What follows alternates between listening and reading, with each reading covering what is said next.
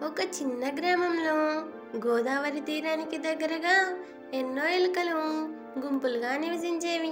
సాధారణంగా ఎలుకలు పంట పొలాల్లో గింజలు తినడం, ఇళ్లల్లో ఆహారం వెతకడం చేస్తుంటాయి. కానీ ఆ గ్రామంలో ఉన్న ఎలుకలు మాత్రం కొంచెం ప్రత్యేకమైన వారు. ఎందుకంటే వారు ఇతర జంతువుల్లాగా దొంగతనానికి కాకుండా నిజాయితీగా తమ శ్రమతో జీవించాలనే ఆలోచన కలిగిన వారు. వీటిలో ముందుండేది చిట్టి అనే తెలివైన ఎలుక. చిట్టి ఎప్పుడు కొత్త కొత్త ఆలోచనలు చేస్తూ మిగతా ఎలుకలకు మార్గదర్శకురాల్లా ఉండేది. ఒకరోజు ఆహారం దొరకక ఎలుకలందరూ ఆకలితో ఉన్నప్పుడు చిట్టి ఇలా అన్నది: మనం ఎప్పటికీ ఇతరుల ఇళ్లలో దొంగతనం చేస్తూ బ్రతకలేం. మనం గౌరవంగా బ్రతకాలి. మనకు పొలాల్లోని కూరగాయలు, పండ్లు బాగా తెలుసు. రైతులు వాటిని పండిస్తారు. మనం వాళ్ళతో ఒప్పందం చేసుకొని కూరగాయలు పట్టణానికి తీసుకెళ్ళి అమ్మితే ఎలా ఉంటుంది? మిగతా ఎలుకలు ఆశ్చర్యపోయాయి. ఎలుకలమై కూరగాయలు అమ్మడం ఏంటి? ఇదేం కొత్త ఆలోచన అని కొందరు నోటి మాటలాడారు. కానీ చిట్టి మాత్రం ధైర్యంగా చెప్పింది: పని చిన్నది పెద్దది అని ఏమీ లేదు. మనం నమ్మకంగా ఉంటే మనకు గౌరవం వస్తుంది. రైతుల నుండి కూరగాయలు కొనుక్కొని పట్టణంలో అమ్మితే వాళ్ళకి లాభం, మనకి లాభం. ఇలా ఆలోచన మొదలైంది. మొదటి అడుగు. ఎలుకల గుంపు రైతుల వద్దకు వెళ్ళింది. రైతులు మొదట భయపడ్డారు. అయ్యో, ఇవన్నీ ఎలుకలు కలిసి గుంపులుగా వచ్చేసాయే, మన పంటలు నాశనం చేస్తాయేమో అని భయపడ్డారు. కానీ చిట్టి ముందుకు వచ్చి వినయంగా మాట్లాడింది: మేము దొంగతనం చేయడానికి రాలేదు. మీరు పండించిన కూరగాయలు మేము కొనుక్కొని పట్టణంలో అమ్మాలనుకుంటున్నాం. మీకు నష్టమేమీ ఉండదు, లాభమే ఉంటుంది అని చెప్పింది. రైతులు ఆశ్చర్యపోయారు.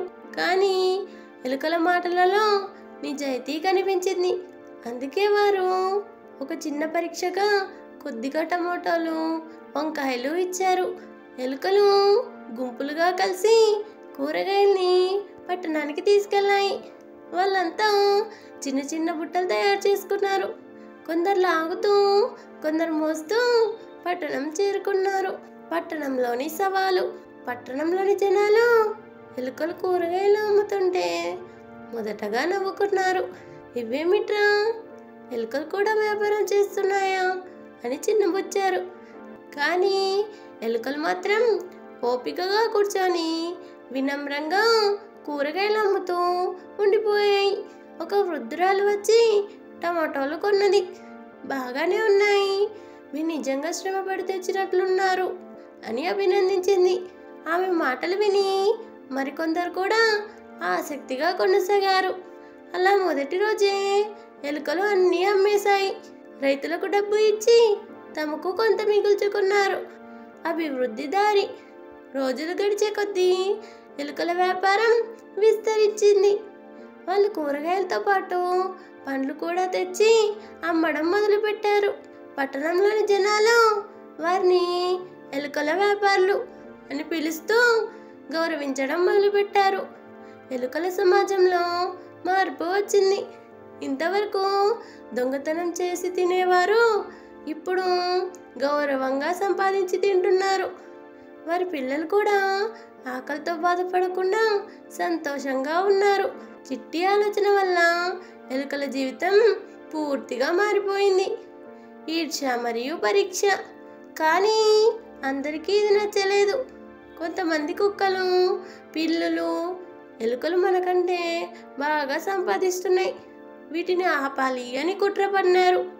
ఒకరోజు ఎలుకలు పట్టణానికి వెళ్తుంటే రోడ్డు దారిలో కుక్కలు అడ్డగించారు.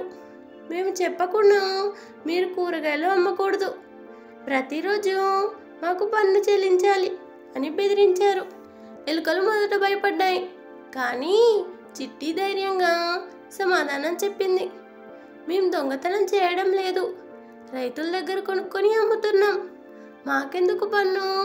మీరు కష్టపడి పనిచేస్తే మీకు గౌరవం వస్తుంది. కానీ మమ్మల్ని ఇలాగే అడ్డుకుంటే పట్టణంలోని వాళ్ళకే చెప్పేస్తాం అని బెదిరించింది. పట్టణంలో ఇప్పటికే ఎలుకల పేరు మంచి విధంగా వినిపించేది. అందువల్ల కుక్కలు, పిల్లులు ఏమీ చేయలేకపోయారు. అలా ఎలుకల నిజాయితీ మరింత బలంగా నిలిచింది.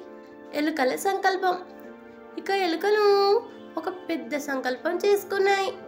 మనం సంపాదించిన డబ్బులో కొంత భాగం ఆకలితో ఉన్న వారికి సహాయం చేద్దామని. వాళ్ళు అప్పుడప్పుడు పేదవారికి ఉచితంగా కూరగాయలు ఇచ్చేవారు. ఆ గ్రామంలో ఎవరూ ఆకలితో ఉండకుండా చూడటం మొదలుపెట్టారు. అలా ఎలుకల వ్యాపారం లాభం మాత్రమే కాకుండా సమాజానికి మేలు చేసే దారిగా మారింది.